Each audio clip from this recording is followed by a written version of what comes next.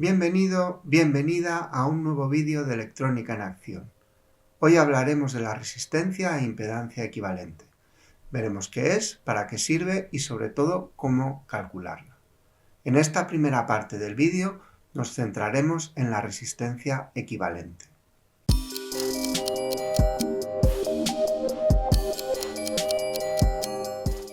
El concepto de impedancia equivalente consiste en que vamos a poder sustituir un conjunto de elementos en un circuito por una única impedancia, muchas veces simplemente una resistencia.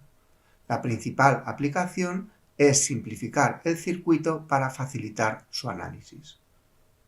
Cuando calculamos los circuitos equivalentes de Thevenin o Norton, también para simplificar los circuitos, la resistencia que aparece en el modelo se calcula como una resistencia equivalente. En circuitos amplificadores, las resistencias de entrada y de salida del circuito que modela el amplificador también se calculan como resistencias equivalentes. Si estás estudiando cualquier asignatura que requiere el análisis de circuitos, saber calcular resistencias equivalentes es una herramienta esencial. Seguramente sabes que la resistencia equivalente de una asociación de resistencias en serie es la suma de las resistencias asociadas. También sabrás que en una asociación en paralelo, la inversa de la resistencia equivalente es la suma de las inversas de las resistencias asociadas. O, si lo prefieres, la conductancia equivalente es la suma de las conductancias asociadas.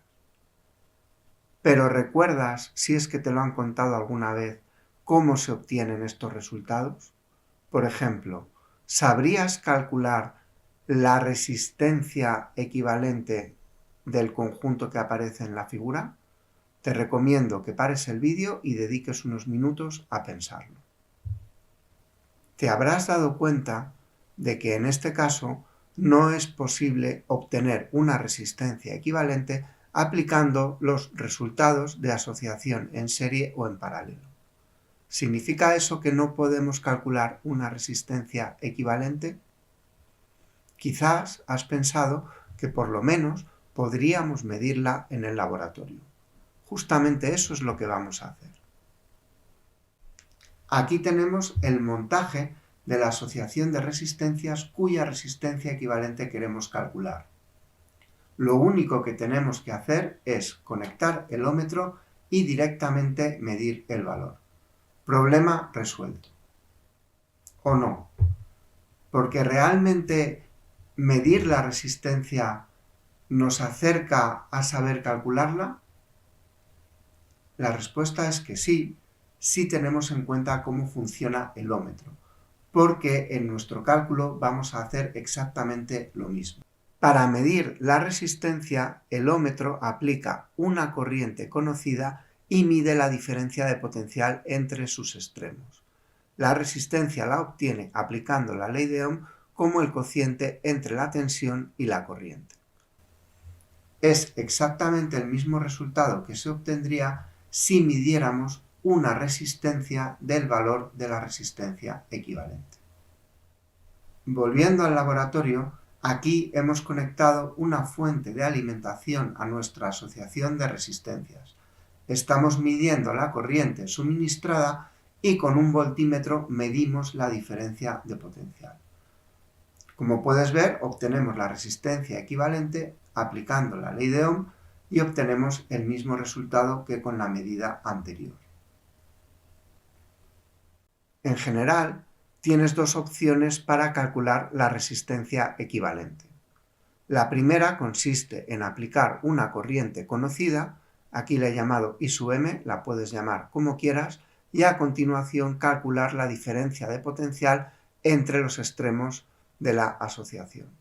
La resistencia equivalente la obtienes aplicando la ley de Ohm. Aquí tienes un ejemplo con las ecuaciones necesarias y el resultado obtenido. La pequeña diferencia con respecto a la medida del laboratorio es debida a que las resistencias reales que hemos utilizado tienen una tolerancia del 5%. En este ejemplo hemos dado un valor concreto de 1 miliamperio a la corriente para facilitar los cálculos. En realidad no es necesario darle ningún valor. De hecho, solo puedes calcular la resistencia equivalente cuando la relación entre la tensión y la corriente es lineal. En otras palabras, el cociente entre ambas señales es independiente de la corriente aplicada. La otra posibilidad es aplicar una tensión conocida a nuestra asociación de resistencias y calcular la corriente que circula. Obtendremos el mismo resultado. Puedes utilizar el método que prefieras. En este ejemplo lo hemos resuelto sin darle ningún valor concreto a la tensión. Las ecuaciones son bastante más complicadas. También puedes calcular la resistencia equivalente utilizando un programa de simulación como PSpice. Debes aplicar una corriente al conjunto de resistencias y a continuación hacer una simulación del punto de operación para obtener la diferencia de potencial. Como siempre, la resistencia equivalente la obtenemos como el cociente de ambas señales. Obtendrás el mismo resultado si en vez de conectar una fuente de corriente, conectas una fuente de tensión. Por último, puedes hacer un barrido de los valores de la fuente conectada para comprobar que efectivamente la relación entre la corriente y la tensión es lineal. El cociente entre ambas señales, es decir, nuestra resistencia equivalente, será siempre el mismo independientemente del valor de la señal aplicada.